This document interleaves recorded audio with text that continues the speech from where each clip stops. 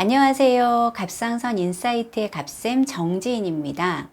한의원에 내원하시는 갑상선 기능 항진증 환자분들은 항진증의 구체적인 원인을 모르시는 경우가 많습니다. 혈액검사 결과지를 보면 기본 검사인 TSH, T3 프리티퍼 수치만 가지고 오시는데요. 갑상선 기능 항진증은 원인이 다양할 수 있으며 원인별로 치료 방법과 대처법이 다를 수 있기 때문에 반드시 갑상선 항진증의 원인과 현재 심각한 정도, 그리고 치료 과정이 어떻게 진행되는지를 자세히 알고 치료에 임하시기를 바랍니다. 오늘은 갑상선 기능 항진증의 대부분을 차지하는 그레이브스성 갑상선 항진증에 대해서 알아보겠습니다. 갑상선 기능 항진증은 혈액 내에 갑상선 호르몬 T3 프리티퍼가 기준보다 높은 상태를 말하는 것입니다.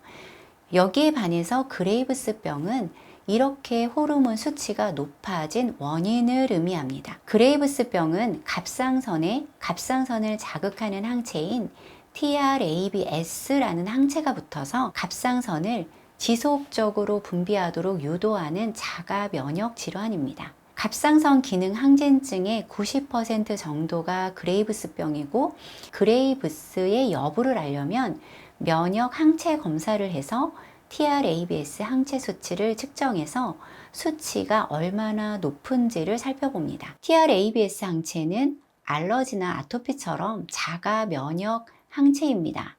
평소에는 정상 수치를 유지하다가 갑상선이 스트레스 상황에 처하면 갑자기 민감해지면서 TRAbS가 많이 만들어지고 갑상선 세포에 붙어서 갑상선 호르몬을 계속해서 분비하도록 유도합니다.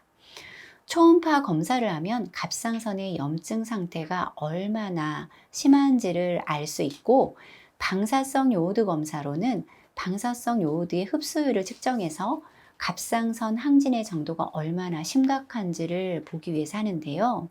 증상이 아주 심각하고 위험한 경우에만 하는 검사입니다.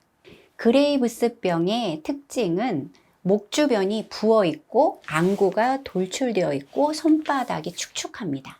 심장이 빨리 뛰어서 늘 불안하고, 잘 먹는데도 살이 빠지고, 하루에도 여러 번 설사를 합니다. 심하게 피로를 느끼고 근육에 힘이 없고 다리에 힘이 빠지기도 합니다. 여성은 생리에 변화가 나타나고 남성은 성욕이 떨어집니다.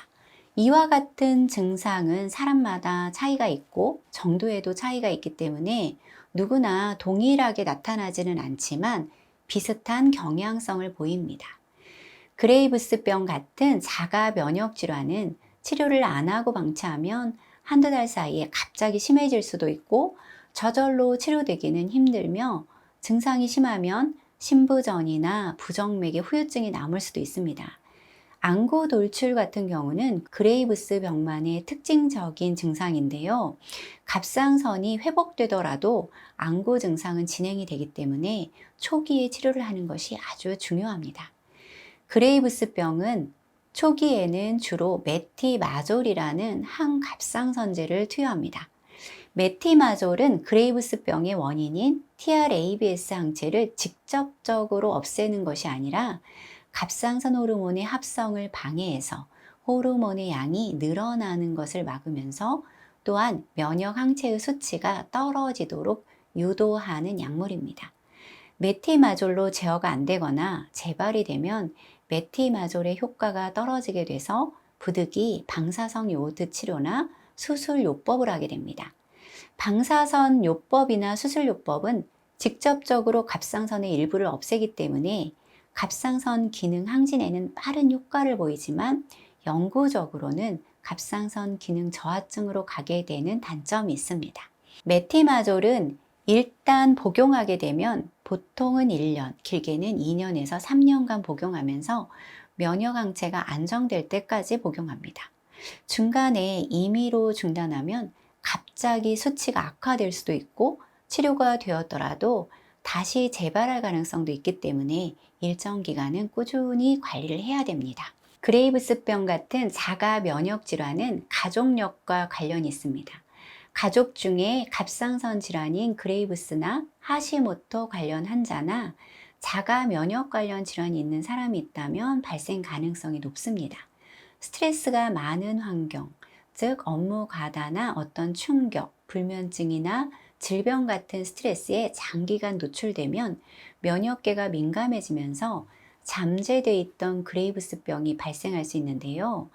여성의 경우는 여성 호르몬의 변화가 심한 임신, 출산, 폐경의 상황에서 자주 발생합니다.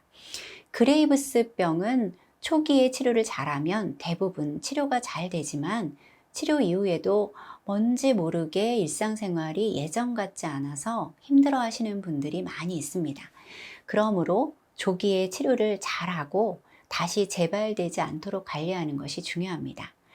지금까지 갑상선 인사이트의 갑쌤 정지인 한의사였습니다. 감사합니다.